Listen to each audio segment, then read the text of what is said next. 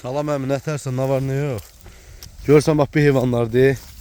Hamısı birinci, ikinci qardan, birinin ayın 29'u. Bax, belə çəkirəm. Hamısı yetiyi elindi. Görsən heyvanlarda. Maşallah olsun, hamısı birinci, ikinci qarına. Qoyun hamısı yetiyi elindi. Ona tam da doğub duranda sıra ilə bəri. Hüqa! Maşallah, maşallah. Heyvanın bir elə-belə baxın gözəlliyinə, əziz qardaşlar.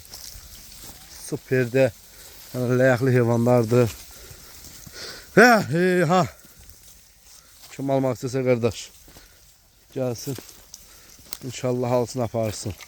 Hamısı da yelin üstündə, qızıl yelin heyvanlardır. Qaraqaşlara bax, hamısı şişəkdir. Birinci, ikinci qarına. Maşallah, maşallah. Hamısı baba, yelinlərini görürsünüz arkadaşlar. Birinci qarına soğudu baba. Yelin. Bak, sənəti elə yelin üstündə heyvanlardır. Belə.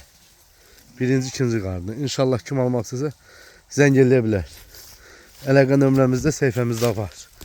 Qeyd olunub əlaqə nömrəmiz. Kim də heyvanı çomalsa, bax, təkən də verərəm içində.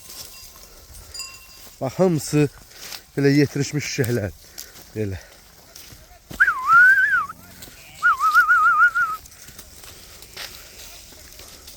Maşallah, bunları görsünüz. Hamısı 1-2'dir. Maşallah, maşallah.